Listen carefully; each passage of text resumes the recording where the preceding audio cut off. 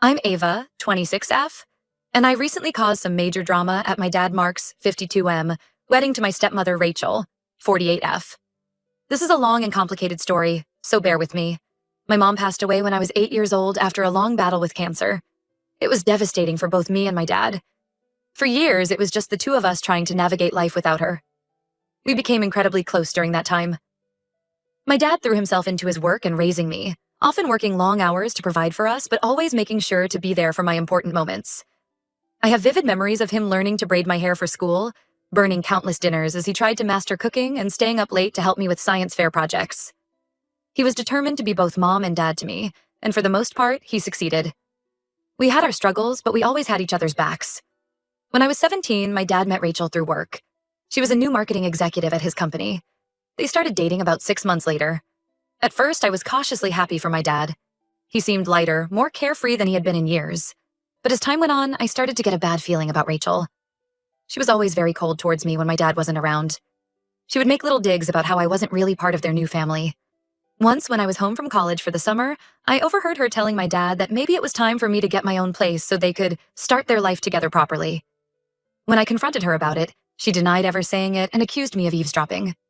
Whenever I tried to talk to my dad about Rachel's behavior, she would twist things around to make it seem like I was just being a jealous, difficult daughter. She'd cry and tell my dad how hard she was trying to bond with me, but that I kept pushing her away. It was infuriating because it wasn't true at all. My relationship with my dad became more strained over the years as Rachel drove a wedge between us. She would tell my dad that I was disrespectful to her when he wasn't around. She claimed I was ungrateful for all she did for our family. None of it was true, but my dad always took her side. I remember one particularly hurtful incident when I was 21. I had planned a special father-daughter camping trip for my dad's birthday, just like we used to do when I was little.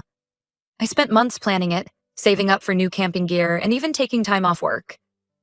2 days before we were supposed to leave, Rachel surprised my dad with tickets to a luxury spa weekend. When I got upset, she accused me of being selfish and trying to monopolize my dad's time. My dad ended up going to the spa with her, and our camping trip never happened. Things came to a head about 2 months ago. Rachel accused me of stealing an expensive diamond necklace from her jewelry box. I was shocked. I would never do something like that. But Rachel put on a big show of being devastated that I would betray her trust. She cried about how the necklace was a family heirloom from her grandmother. My dad was furious with me. He said he was ashamed of my behavior and that I needed to apologize and return the necklace immediately. I tried to explain that I hadn't taken anything, but neither of them would listen. Rachel kept dramatically sobbing about how hurt she was. My dad told me to get out of his house and not come back until I was ready to admit what I'd done and make amends. I was crushed. I couldn't believe my own father would believe Rachel over me without any proof. For the next couple months, I had no contact with my dad or Rachel. I was hurt and angry that my dad had chosen Rachel over me. I threw myself into my work as a distraction, often staying at the office until late at night because I couldn't stand the silence of my empty apartment. My friends tried to cheer me up, but I felt like I had lost the only real family I had left. Meanwhile, they went ahead with planning their wedding. I wasn't invited, of course. I heard through mutual friends that it was going to be a lavish affair at an expensive vineyard. Apparently, Rachel had insisted on sparing no expense, even though my dad had always been more frugal. It hurt to think of him celebrating without me there. The day before the wedding, I got an unexpected visitor, my stepsister Emma, 17F. Emma is Rachel's daughter from a previous relationship. We've never been particularly close, but we've always been cordial to each other. Rachel had Emma when she was very young and raised her as a single mom for many years before meeting my dad. Emma looked really upset when she showed up at my apartment. Her eyes were red and puffy like she'd been crying. She told me she had overheard Rachel on the phone with someone, talking about how she had planted the necklace in my bag to frame me. Apparently, Rachel wanted me out of the picture so she could have my dad all to herself. Emma felt guilty for not saying anything sooner, but she had been afraid of her mom's reaction. She told me that Rachel had always been manipulative and controlling, but it had gotten worse since she started dating my dad. Emma said she couldn't stand by and watch Rachel tear our family apart any longer. I was furious when I heard this. Not only had Rachel framed me, but she had manipulated my dad into cutting me out of his life. All those years of little digs and passive-aggressive comments suddenly made sense. Rachel had been playing the long game, slowly isolating my dad from me. Emma begged me to come to the wedding and expose what Rachel had done. At first, I was hesitant. I didn't want to cause a scene or hurt my dad any more than he'd already been hurt. But the more I thought about it, the more I felt like my dad deserved to know the truth before he married this woman. The next day, I showed up at the wedding venue with Emma just as the ceremony was about to start. There were gasps from the guests when they saw me there in jeans and a t-shirt, a stark contrast to the sea of fancy dresses and suits. Rachel's face turned white when she spotted me walking down the aisle. I marched right up to the altar where my dad and Rachel were standing. My dad looked shocked to see me there. Before he could say anything, I told him everything. How Rachel had framed me for stealing the necklace, how she had been manipulating him for years, and how Emma had overheard her admitting to it all on the phone. Rachel started screeching that I was lying, but Emma stepped up and confirmed my story.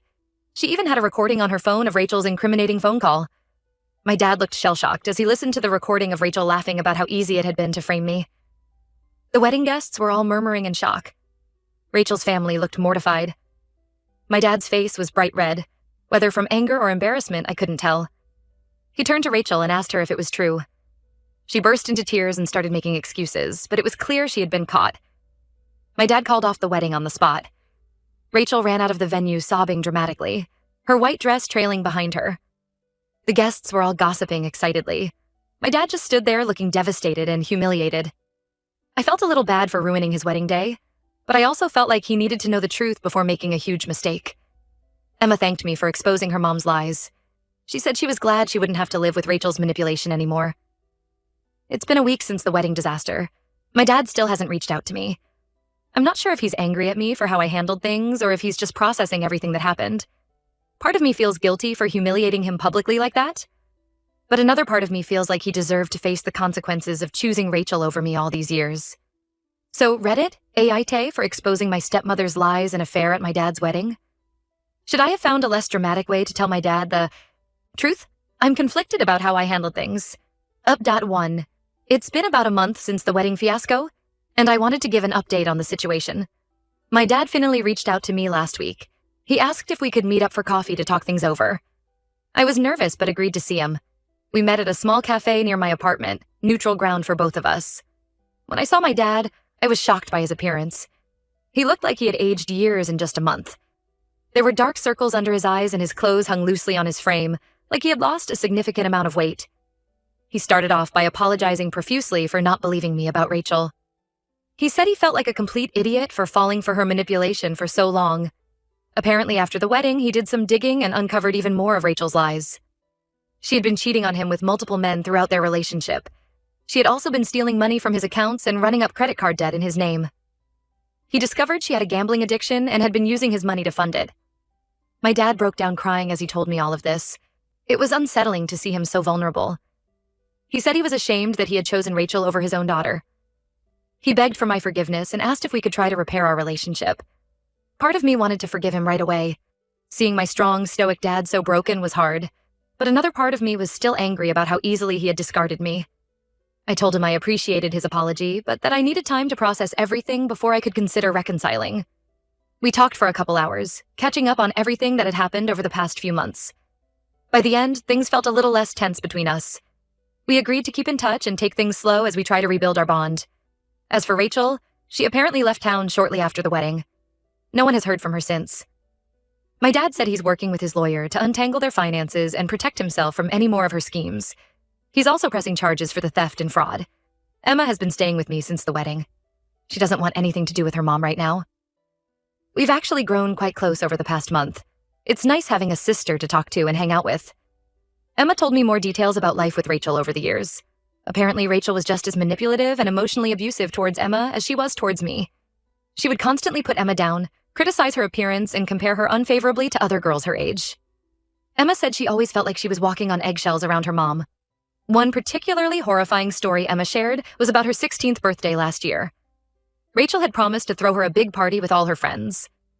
Emma was so excited, she spent weeks planning it. The day of the party, Rachel announced she was taking a last-minute trip to Vegas with her friends. She left Emma alone with no party and no explanation. When Emma tried to confront her about it later, Rachel gaslighted her and claimed they had never discussed a party at all. I feel awful that Emma had to deal with that toxic environment for so long. I've been trying my best to boost her confidence and show her what a healthy, supportive relationship looks like. She's really blossomed over the past month away from Rachel's influence. My dad has expressed interest in reconnecting with Emma as well.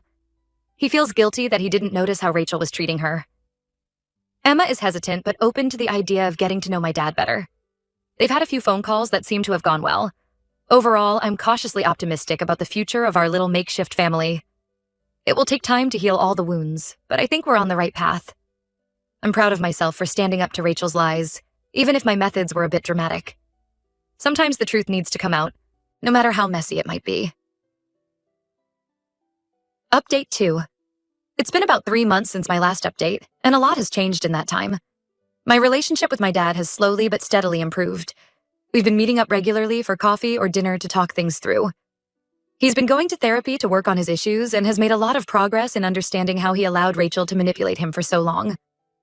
I've opened up to him about how hurt I was by his actions over the years.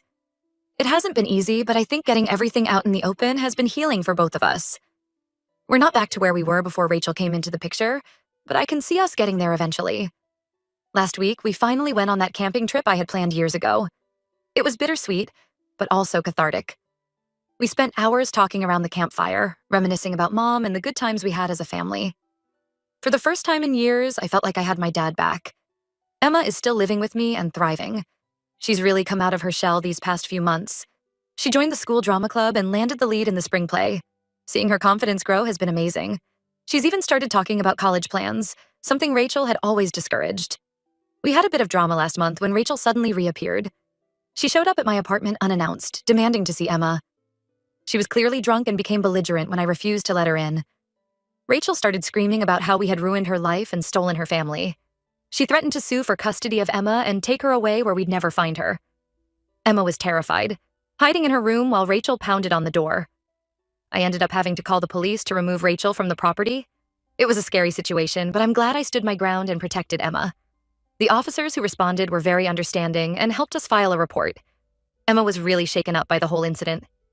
She had nightmares for days afterwards. We've since filed for a restraining order against Rachel to keep her away from both of us. The court hearing is next month, and I'm nervous but hopeful that it will be granted. My dad was furious when he heard about Rachel's antics. He's been looking into legal options to protect Emma from Rachel's potential attempts to regain custody. Emma has made it clear she wants nothing to do with her mother, but we want to make sure all our bases are covered legally. On a brighter note, Emma and I have officially started the process for me to become her legal guardian. It's a big step, but one we're both excited about. Emma says she finally feels like she has a real family with me. The day she asked me if she could call me her sister instead of her stepsister, I cried happy tears. My dad has been supportive of the guardianship process. He's offered to help out financially to make sure Emma has everything she needs. It's nice to see him stepping up and trying to make amends. He's been spending more time with Emma too, taking her to movies and helping her with her college applications. There have been some challenging moments as we all adjust to our new family dynamic. Emma struggled with some abandonment issues after Rachel's reappearance. My dad and I still have moments of tension when old hurts resurface, but we're all committed to making this work and supporting each other. Looking back, I don't regret exposing Rachel's lies at the wedding. As dramatic as it was, it needed to happen. Who knows how much more damage she could have done if she had actually married my dad. I hate that my dad and Emma had to go through so much pain, but I believe we're all stronger for having weathered this storm together. I'm proud of how far we've all come in just a few months. There's still work to be done, but I'm hopeful about the future. We're taking it one day at a time, focusing on healing and rebuilding trust. It's not always easy, but it's worth it to have my family back.